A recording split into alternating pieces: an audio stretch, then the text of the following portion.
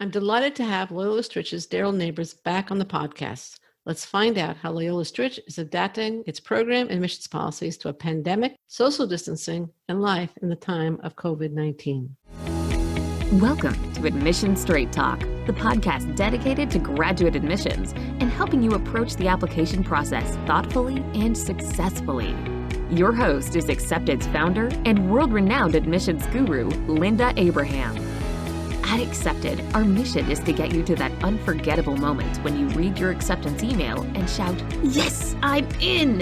Confident you'll be attending the perfect program to help you launch the career of your dreams. Welcome to the 381st episode of Admissions Straight Talk. Thanks for joining me.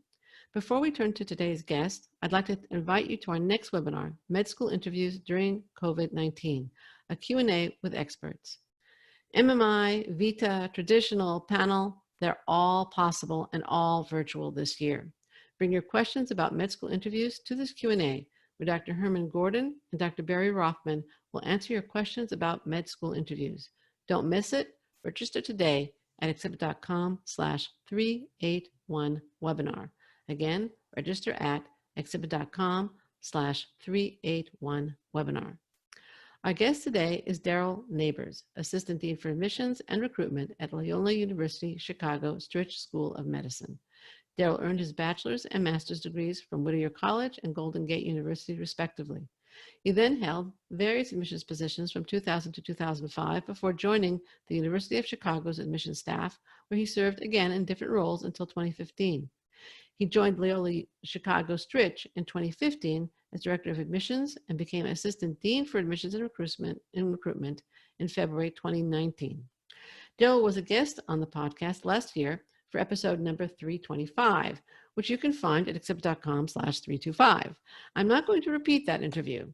This interview is going to focus on the changes both to Loyola Stritch's program and specifically its admissions practices as a result of the COVID pandemic. Hello, Darrell. Welcome to Admissions Straight Talk. Hello, Linda. It's great to be back. Thank you for having me. Thank you. I'm delighted to speak with you today. Now, how is Loyola Stritch's medical school program different today due to COVID-19 than it was a year ago? Well, it's very different. One example would be the fact that I am speaking to you from my home and not from my office, as we did with the previous podcast. We, as a staff, have been working from home since match day, March 20th. There have been discussions about when we return to the building. They have not yielded a decision.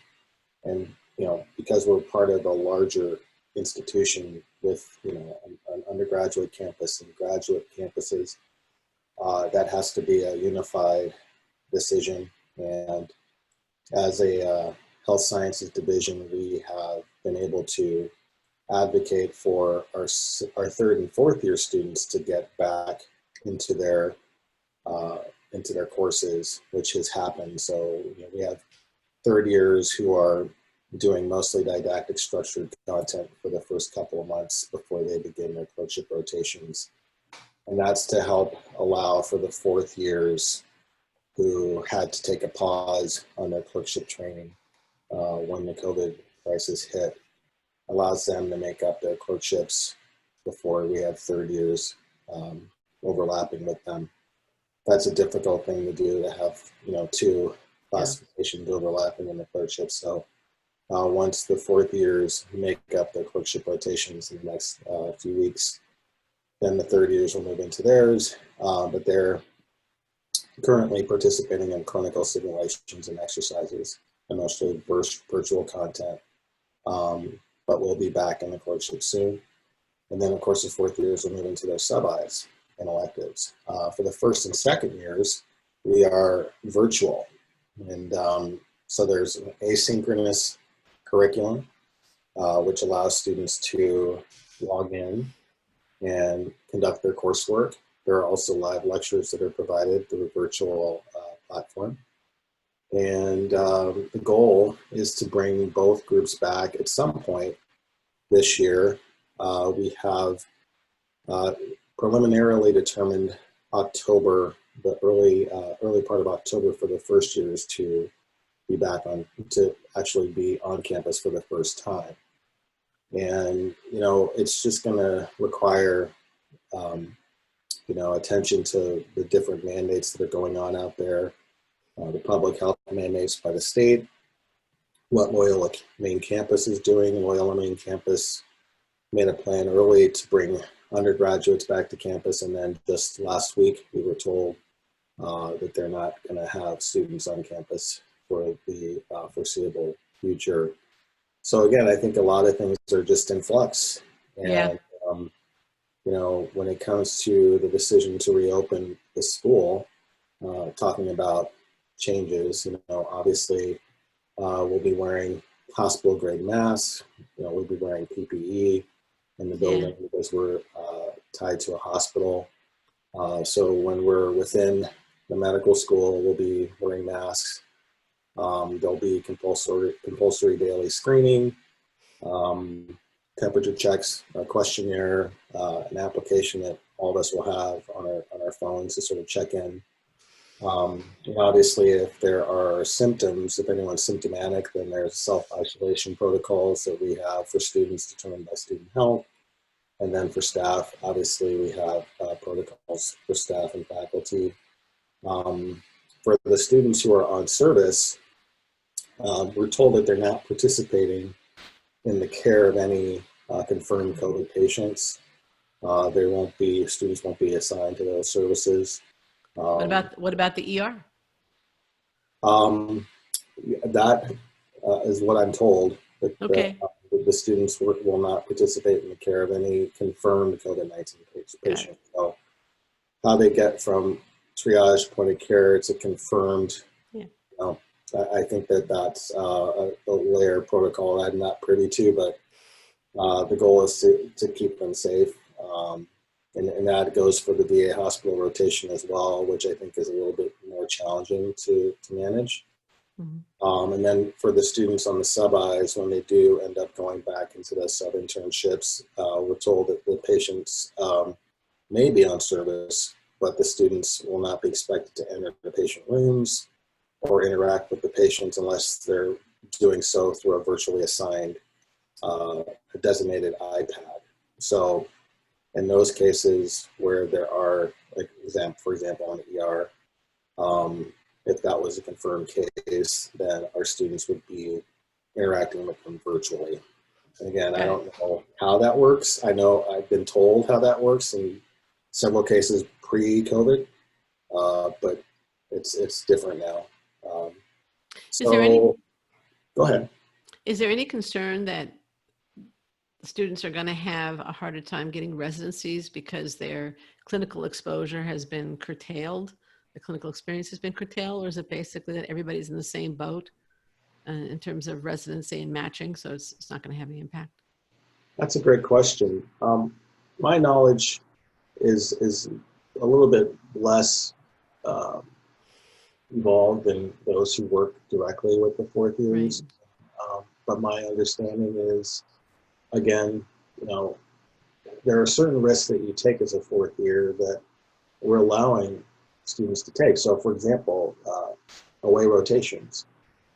Given the mandate from the state that, self-imposed quarantines, if a student does decide to do a sub-I or away rotation at a clinic or hospital that's out of state, they have to adhere to those particular mandates. For us, it's a 2-week quarantine when they come back. Right. So, that influences a great deal about how many of these rotations they would be able to do. I mean, if they're doing a 2-week quarantine when they get to the site, and then they have to do a 2-week quarantine when they come back here, then that's the full month. So typically students have maybe 1 or 2 or 3 possibly sub-Is in any given fourth year. So that will curtail those efforts. But again, as you mentioned, everyone's in the same boat. So there will be, the expectation, in my opinion, is that a lot of those sub-Is that would normally happen are going to be through our affiliated clinics in our hospital. Yeah. So the expectation, in my opinion, is that we end up matching a larger number of our own students. And I think that might be the case for other programs. Makes sense. Every state is different, so it's hard to know how that will affect every student in the match. Right. Let's turn to what you know best, which is admissions. Yes. Okay. Applicants have expressed a lot of concern about their inability to take or retake the MCAT in the spring, and the necessity of taking it later in the cycle, after the MCAS application cycle opened. Are they going to be considered late? This is probably the question I get the most. Are they going to be considered late if they submit their primary application in August, or their test score after their secondary? And that could be even in September. Right. Well, this is not a new situation or a new consideration. I mean, this has always been a question. But it's a very different cycle. Understood. And I think the biggest consideration of difference is obviously the administration of the MCAT and the limitations placed on the administration. There were sites and administrations that were canceled.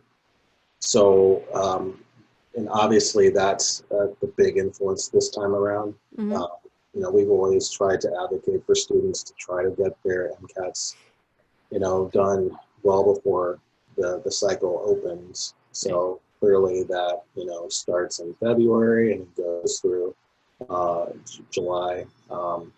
And obviously there were canceled administrations all through that time period. So, but we've always asserted that students should feel comfortable in applying before they submit their MCAT scores, because we can hold their application until the score is received. That's the benefit of having AMCAS control our process, and AMCAS controls the MCAT. So, in a sense, so with those two processes linked together, it should be a normal consideration for any student to submit and then receive their score, and then have the score be affixed to their application, and then we process it. We can't process applications prior to receiving the MCAT. I know there have been petitions from a number of different student organizations that have asked our medical school and other medical schools to mitigate or to make the MCAT test optional for this cycle because of those considerations. And I took that to our committee. I took the petition from the Students for Ethical Admissions, and they were linked to a committee on our campus, our medical student union, all who were advocating for that. And the complication with saying that we could do that was, there are several complications, but the most significant is, when we convert our process and our system, we only have about a month from the time that we kind of start the process of developing our system for the upcoming cycle, and then retaining our class and building that out. I mean, it's something that is called the overlap, right? It's a 2 or 3 month period where you're running 2 cycles. And it's a pretty big decision to take something as important as an evaluative tool as the MCAT out of the process, and as I mentioned earlier, there's training involved with everything that we do within our process. So we changed our consideration for our review rubric. We changed our supplemental questions. We knew that when COVID struck, we would have to change our interview process. We would have to change our training for our committee members. And with only 4 staff members in our admissions office, which I think has to be one of the smallest admissions offices in the country for medical school, we just didn't have the bandwidth to try to create a different sort of consideration algorithmically when it comes to academic achievement. We have 4 basic principles within the scope of academic achievement, one of them being the MCAT. So if we took that out you're down to 3. and didn't have that and certainly because we do everything in sort of a correlation with previous cycles, there would just be very little assuredness of some of the things that we have done to make certain that the academic achievement and the mission fit are all there. The mission fit is demonstrated in a lot of different ways that are not part of the academic achievement model. But so again, given the consideration of whether or not we could do both, because that's really what you're saying in a test optional environment, that you're going to do both. I wasn't suggesting that. I was asking you about the question of being I'm late. just referring to the the petition, right? The ones that were asking us to waive the MCAT, and to consider that some candidates had completed the MCAT, especially at that point, and then those who have not because of whatever consideration, then you're in a situation where you're in one cycle and you're comparing candidates with the MCAT who don't have the MCAT. And so from our perspective, that would not be, we just didn't have enough time to make any kind of consideration of how we would do that. Right. And then, someone in our committee brought up a really interesting point. They said, well, the MCAT often helps people, right? So for example, a candidate who has struggled in science coursework at a pretty good school, right? Let's say that they get a 3.0 science GPA. And let's say that they go to a post-bac program or they do a graduate program and they trend up and they've taken the MCAT again. They do really well. Or let's say that they haven't, right? If they haven't taken the MCAT again, then we're assessing a trend, but there's no validity when it comes to the MCAT. But on the converse of that, if we don't have a good sense for their academic trend and we have an MCAT, often the MCAT tells us a lot about where the trend can go. So to take that out from someone that might be currently in a program progressing, but without the validity, so there were some comparative questions about how we would evaluate candidates that we just simply don't have the time to try to figure out. Now, if we had, a longer curve to get to the point where we're saying, we don't want the MCAT or we don't need the MCAT, then it'll take a much longer consideration and more evidence and more research to make sure that is a valid assumption. Right. That would be a pretty major step.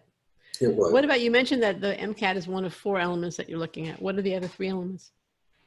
When it comes to academic achievement, we are looking at the science GPA. So the science GPA is the consideration of all courses that are coded as biology, chemistry, physics, or math. And of course, that is what AMCAS considers to be the science GPA. So everything that we kind of consider is what they've ostensibly systemized as the consideration for that. So when we get a report from AMCAS on any candidate, they have told us in very specific detail what courses they've taken and what courses they've coded as science, and they've provided a science GPA for us. The other part of that is the overall GPA, okay? The other, so the third would be the MCAT, and the fourth is what we call academic achievement or academic rigor, and it's really based on the proportion of science courses to all other courses. And I can see that some students might feel like that's unfair, but there tends to be a more longitudinal sort of consideration for science acumen when you consider a candidate has taken more credits of science than any other credits.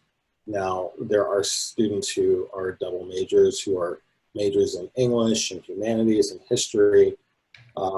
Some might say that those students might be disadvantaged by that. But in my opinion, I would say not necessarily, because it's 1 out of 4 considerations. So if the candidate is not a science major, but they've taken enough prerequisites, and our prerequisite threshold is 30 credits. So you have to have at least 30 credits in biology, chemistry, physics, or math. So if we're looking at 30 credits compared to 130 credits and those GPAs line up, then what we can say is that that is the same, right? Those two are equal. But we have to also consider the fact that the 130 credits have been spent more in this realm of science than the 30 credits. Right. So that's an important thing for us to also consider, and that's why that metric is established. So next question, another concern we hear a lot about is applicants had to take science classes, pass, fail, last spring. And obviously a lot of people are taking now virtual classes, online courses, because they have to, not because they're choosing to. Is there any penalty to this in the admissions process? No, that was another consideration that I took to our committee, because in our original, the language of our original prerequisites, we do state that we do not accept online course credit. Right. And so we've rescinded that for the COVID situation. As a matter of fact, what we have indicated is that prerequisite courses completed online are acceptable. We'll consider pass-fail courses this year, as we've always done. You know, I think that there are certain things that we have always tried to understand about the variety of different undergraduate institutions, and there are students that do pass-fail coursework, and that's been pretty consistent. When we do get grades, we like to see grades in the A to C range. Sure. And of course, that has an influence in the science GPA, right? Because if you only have, you know, a C in a course, then that will be calculated into your BCPM. So ultimately, we understand that pass-fail has an influence in the calculation of the BCPM. Yeah. And that's something that every candidate needs to be aware of. You know, you have to consider how to take the courses that are going to demonstrate your success in science. But if you have to take pass-fail courses, and in this case, it may be the only option, then we also have to understand that, you're still making progress. So again, that's something that we have as verifiable evidence within the application.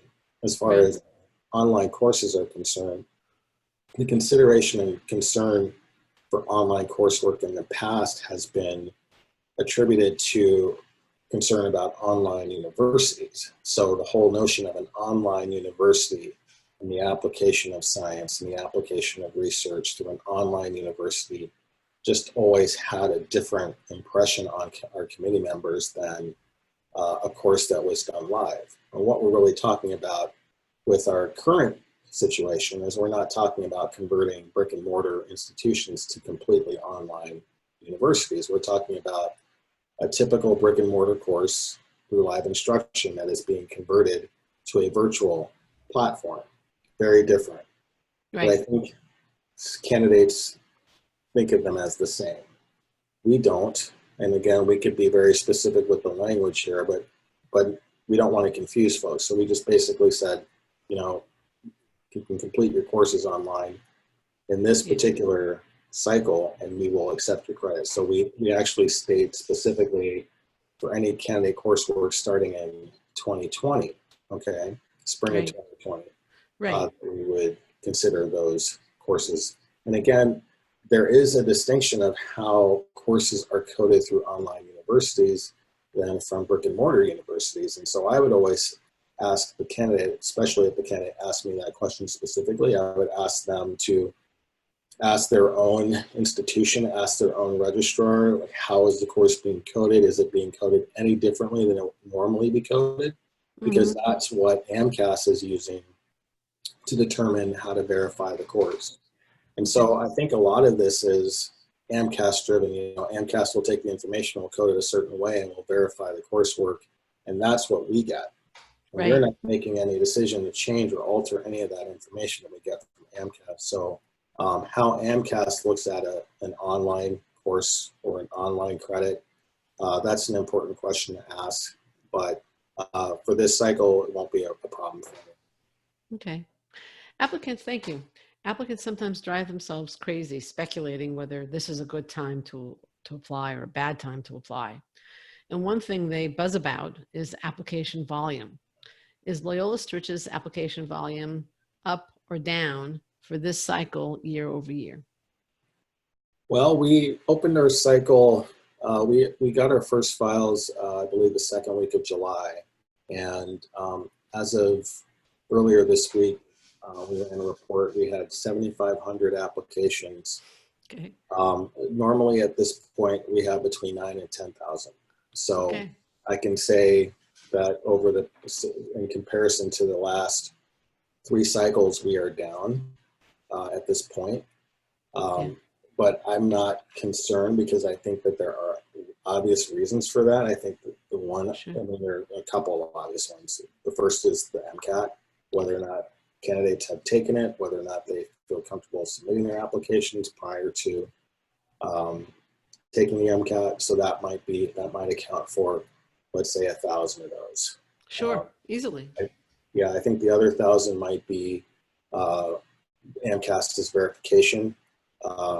Typically, it takes them anywhere between 4 to 6 weeks to verify an application. Mm-hmm. And if candidates submit them on time, which a lot try to do, they can probably get through the bulk of those. They start their process in June. So by the time we open our system, we're getting a majority of those that have applied, as I say, early, but I mean, once the cycle starts, right? And I just suspect that there are fewer students that have done that, and I suspect that AMCAS is having difficulty getting those verifications done in a month because they had issues with duplicate transcripts. I know that they had, and I don't know if this has any bearing on their process, but I know that their offices were involved in some of the protests. So their offices were damaged due to the protests because they're in DC. Yeah, they're in the heart of DC. Right. So I know that there are some issues through AMCAS that might have created fewer applications coming out of the cycle immediately, but I feel like we'll make it up. I'm not too concerned. Now, what would you say to applicants who plan to work or volunteer in the spring and their job or volunteer opportunity was canceled? And they're now concerned that they don't have enough, whatever the clinical exposure, community service, fill in the blank. Yeah.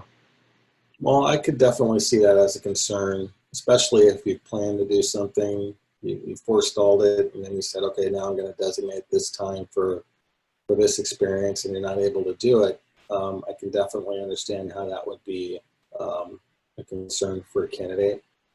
I think, a couple of things about this. I mean, I usually try to help candidates understand that, a lot of what we're doing is investigating a longitudinal consideration for medicine. So anything that you could have done or may have done within the last 2 to 3 months probably won't have that big of an impact on how we see you as a candidate longitudinally over the course of your entire undergraduate career. That includes graduate school, that includes life experience. I mean, that's certainly a greater proportion of your actual motivation in the last 2 to 3 months when really everyone has been dealing with this crisis. So, I feel that students who have had that desire, that motivation, and have exercised that interest longer may stand out. So, again, if you find yourself in a situation where you had other considerations, other priorities, and you were saving your real, inroads into, medicine through healthcare exposure or volunteerism, you were saving that for the spring or even moving forward, you really have to consider what else you can do to supplement that which cannot be done. So perfect example is, service, for example. I know of a lot of students who tell me that service is something that they plan to do in a gap year because they're too busy as undergrads. And, oh, by the way, I can't do that anymore. Well, I don't necessarily feel like that's true. I mean, I feel like there are things that you can do to serve others, that may not look the same as what has been templated out by other candidates in previous years, but there's a great deal of consideration for the creativity that students put into a situation like this. It demonstrates their adaptability, it demonstrates their flexibility, it demonstrates their perseverance. Great creativity I've seen so far applied from candidates who may not have been able to go on those those international trips. We had to cancel our ISI this year, which is our international student experience. But students decided that they were going to work locally and that they were going to work with food pantries. They were going to work, there's no shortage of need there. I've got a food pantry on my corner, at the church on my corner that runs every week. There's an incredible amount of need out there, and it's local. It's not glamorously international. So, I think you have to really consider, certainly there are risks, right? And we're not saying that you need to put yourself into a situation that's uncomfortable or risky, but isn't that what medicine is? To some It's degree. uncomfortable and risky. Right. And I hear that every day from our faculty and our staff. Right. I've also had several interviews in the last couple of months with med students who started incredible initiatives to help people during COVID. Or in one case, it was before COVID, but 2 cases. But the responses to COVID were amazing. Right. And our students have been working phone banks. Following up with patients who come into the free clinics. Phone banks, contact tracing. Right. Hotlines. Right. That requires a lot of personnel. It requires that you have a phone or a computer with a phone, and it's a valuable experience. You're actually engaging with patients in a safe way, and you're actually helping the care team. So there are ways that this can happen. Students, they just have to be a little bit more resourceful. But again, no one is going to suggest that anyone who is not doing this right now is not prepared for medicine.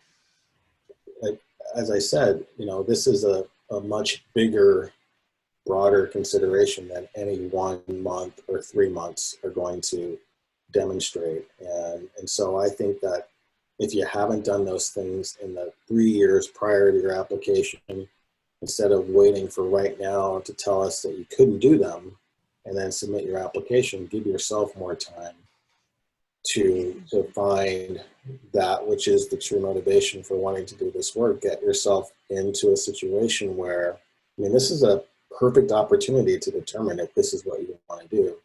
And so if you find the right opportunity that can help solidify that for yourself, and it hasn't happened yet, now is a great time to make that happen and forestall your application. But I sincerely think that this question is really an individual one, whether students apply or not, whether it's the right time or not. There's so many different considerations other than, the experiences that should guide that decision. It should be both the consideration of your personal wellness and health, because I know that a lot of people right now are stressed. Anxiety is pervasive everywhere. Depression is pervasive everywhere.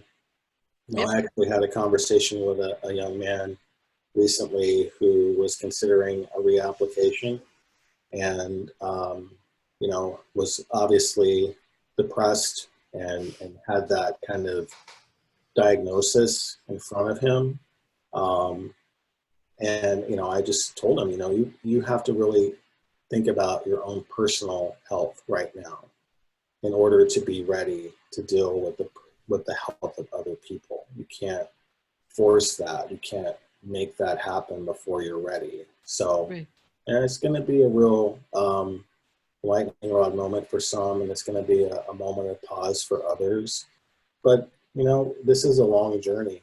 If you take I think the situation also points out the importance of starting your exploration of medicine or community or service or whatever it is. Again, it was a fill in the blank kind of question Right. earlier. Absolutely. Yeah. Don't wait till the spring before you plan to apply. As you Right. said, it's a longitudinal approach. Exactly right. I actually had advisors reaching out to me this cycle asking me to talk to first years. Mm-hmm. When, you know, rarely do you see first years at events because, you know, they usually try to put the third and fourth years in front of you. But I can see that advisors are starting to really take that to heart and trying to help students understand like that there is a much broader starting point than the year of the application for you to get your motivation and your plan in order. This is to say that if you haven't started at that point that you can't succeed, but you do have to give yourself time. It's not like any other graduate program. No. It's not like any other consideration. It's, you know, you're considering a professional lifelong journey that's going to take a considerable amount of time, effort, and sacrifice, personal sacrifice to accomplish. And, you know, you just have to know that you're ready to do that. And at a time when people are suffering and struggling and, you know, and there's uncertainty, hey, you know what? You don't have to make that decision right now. Right. You can just take a pause, deal with what's happening in the world right now, and build up that momentum to make the decision to go back in. So if there's any hesitation from any candidate, I typically try to talk them out of it because I just don't know how that uncertainty is going to be conveyed in the application itself or the interview, right? When you're pressed to come up with answers to questions that are really kind of getting at the core of your own motivation.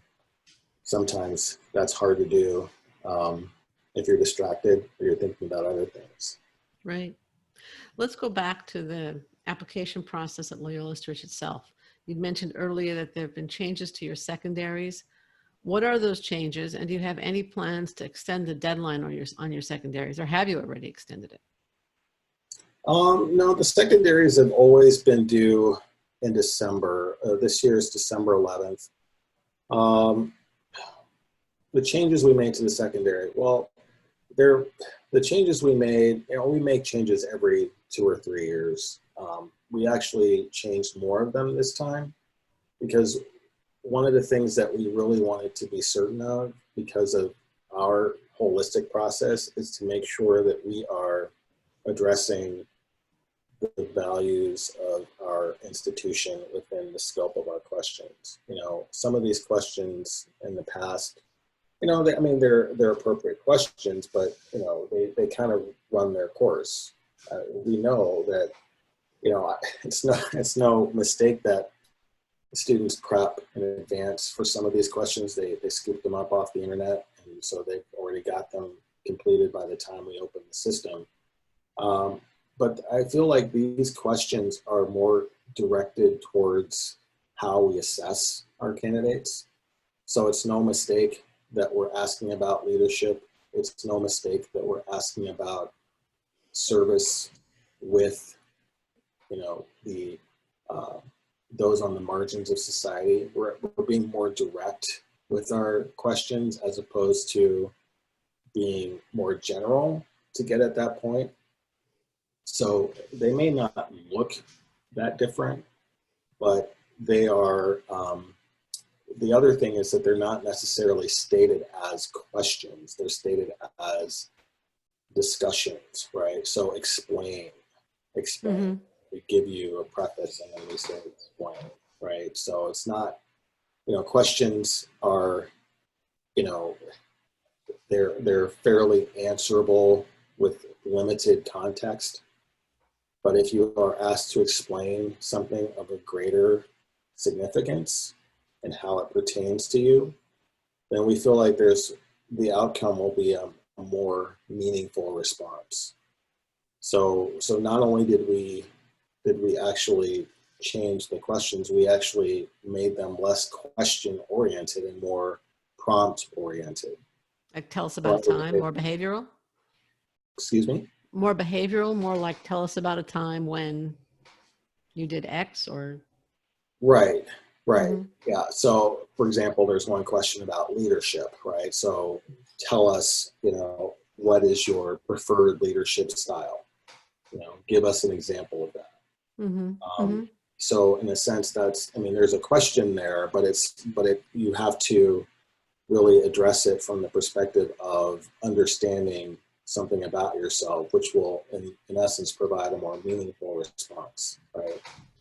That's a little bit different than tell us about your experience with leadership, right?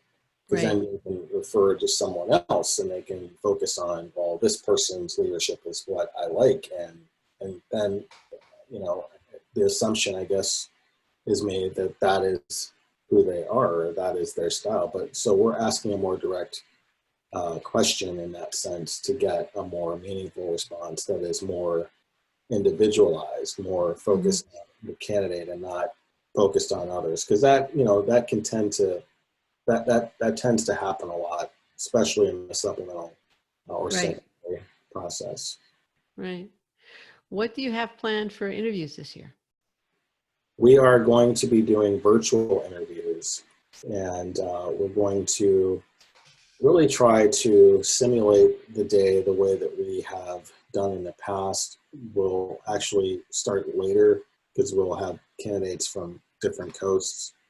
They'll come into a meeting that is going to be oriented kind of the same way, where we have an orientation leader that talks them through the process, gives them a little bit more information about the program.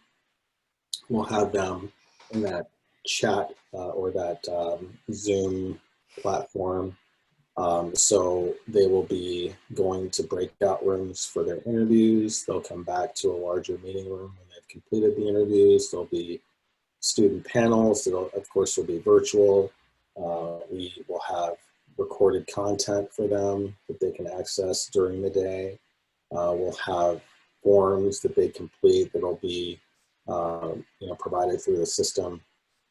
So again, we've got to convert all that to the appropriate formatting because largely we're doing that in a face-to-face environment. So that it'll be different.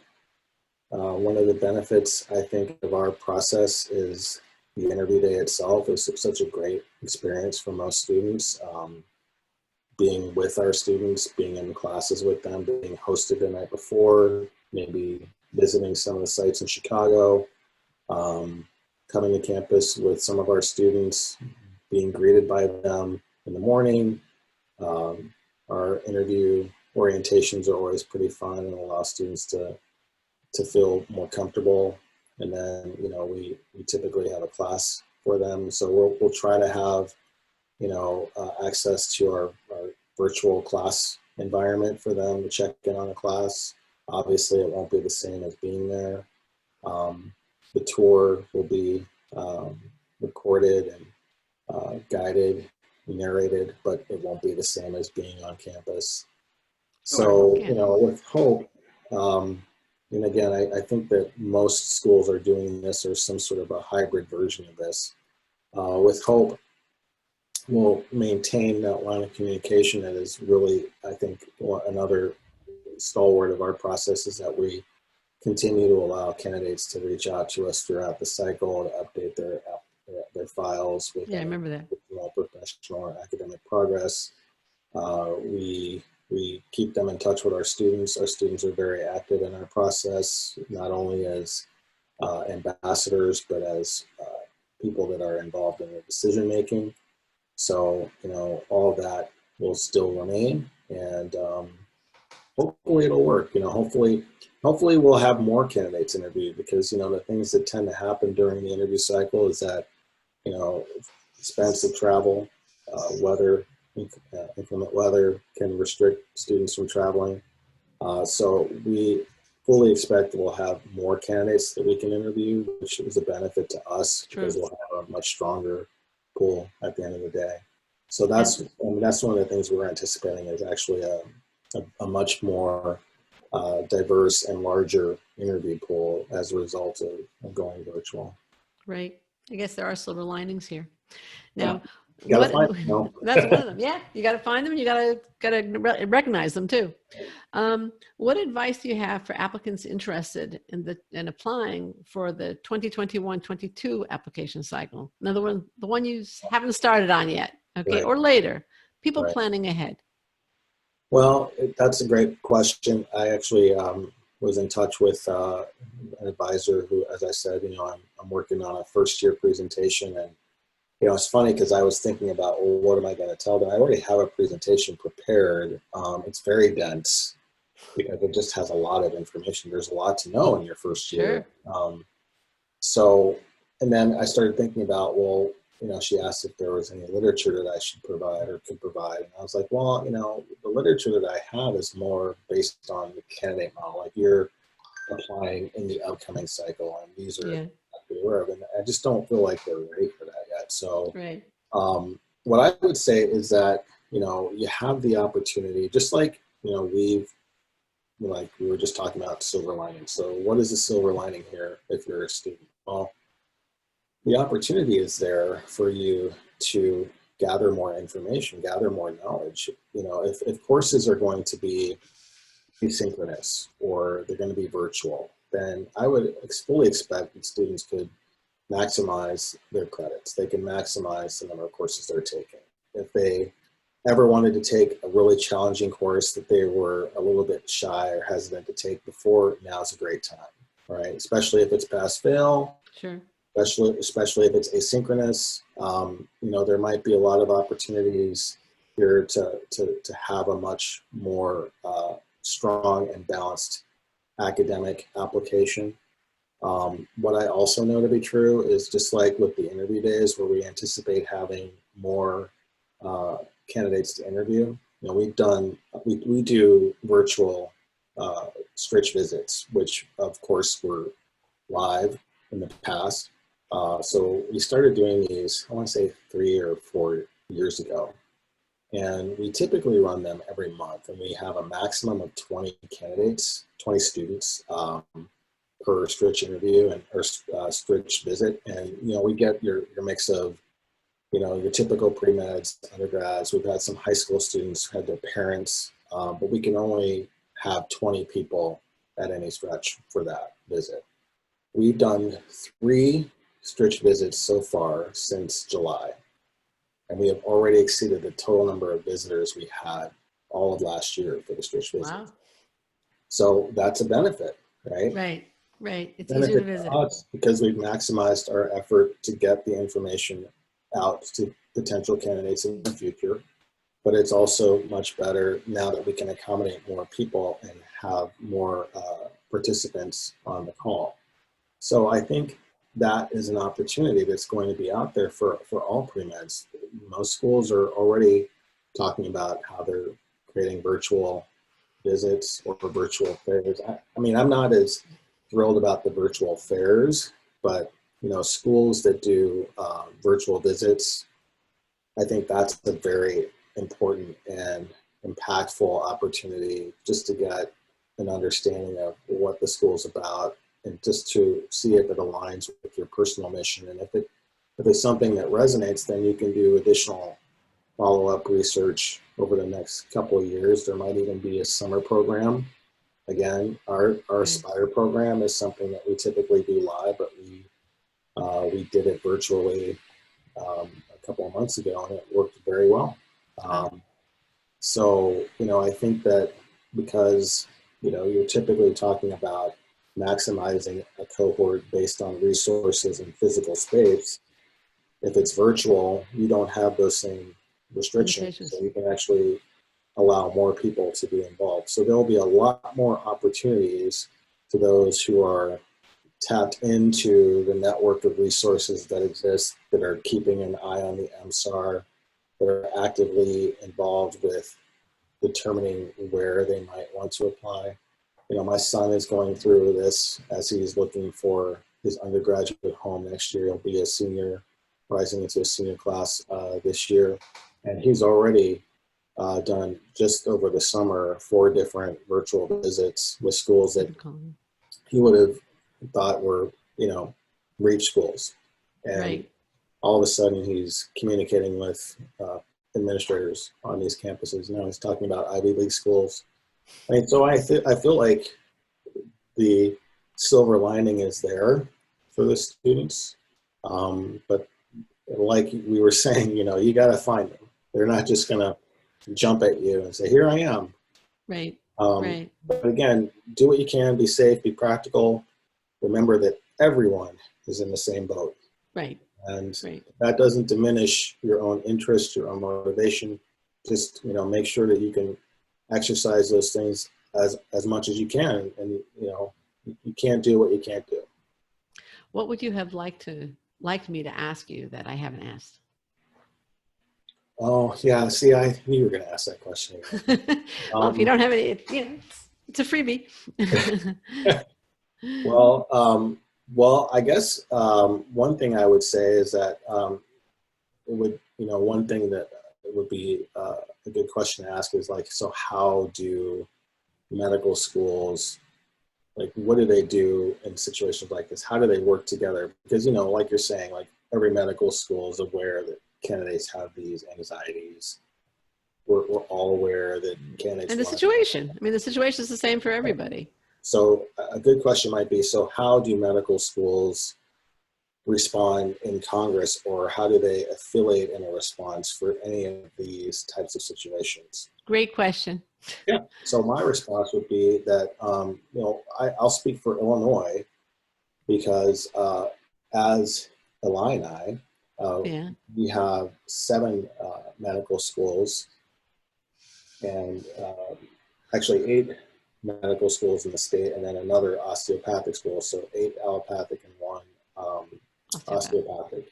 And we meet every quarter and we talk about all these different considerations that are going on. It's very collegial. Medical schools are, if nothing, collegial. We work in many ways to support each other because we know that if our school may not be a good fit for someone, that one of these other schools may be.